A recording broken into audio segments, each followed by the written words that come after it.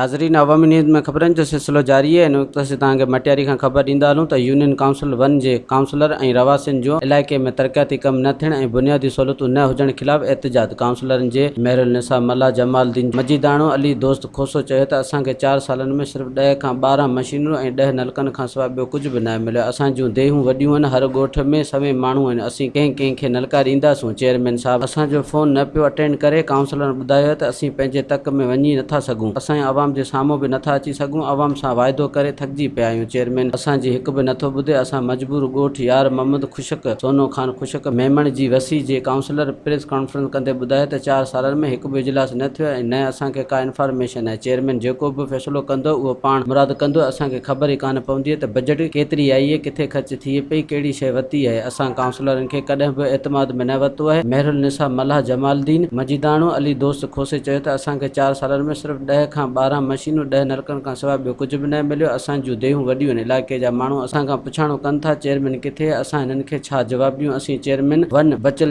जाखरे जो खे हथ ॿधी अर्ज़ु कयूं था त खुदारा इलाइक़े जे माण्हुनि जी सार लओ, जीअं ईंदड़ इलेक्शन में वरी अवाम पीपी ऐं असांखे वोट ॾे। ॿिए पासे ॻोठाणनि में खान मोहम्मद खुशक, शौकत अली खुशक, रसूल बख्श, मेयार गुलाम मुर्तज़ा खुशक इल्ज़ाम हणींदे चयो त चेयरमैन यूनियन काउंसिल 1 बचल जाखरे जो चेयरमैन थियण खां पोइ हिकु दफ़ो बि ॻोठनि में लड़ी न आयो आहे। असीं बेयार मददगार वेठल आहियूं। असां वटि पाणी जो मसइलो आहे, मस्जिद में पाणी न आहे, घरनि में पाणी न आहे, मींहुं पवण जे करे रस्ता पाणी हेठि हुजनि था, ॿार स्कूल नथा वञी सघनि, नालियूं उथलनि सबबि ॿारड़ा औरतूं मुख़्तलिफ़ बीमारियुनि में मुब्तला आहिनि। खुदारा असांजी वाहर कयो। असां हमेशह पीपी खे वोट ॾिनो। वोट वठण महिल असीं सभु अचूं था पर वरी गुम हूंदा आहियूं। असांजो ॾोह इहो ई आहे त असां ग़रीब माण्हू आहियूं। असीं चेयरमैन 1 बचल जखरे जो साहब खे हथ ॿधी अर्ज़ु कयूं था त खुदारा ग़रीब माण्हुनि जी सार लओ। असां वटि न पाणी आहे, न सोलर, न रोड, न रस्ता, न गलियूं, न नालियूं, सभु तबाह थी आहिनि। असांजी मदद कयो। हिननि बिलावल भुट्टो ज़रदारी खे अपील कंदे चयो असां ग़रीब माण्हुनि जी वाहर कई वञे। वधीक ख़बरनि ऐं तफ़सील लाइ विज़िट कयो अवामी news Facebook page, YouTube page ऐं अवामी न्यूज़ वेबसाइट।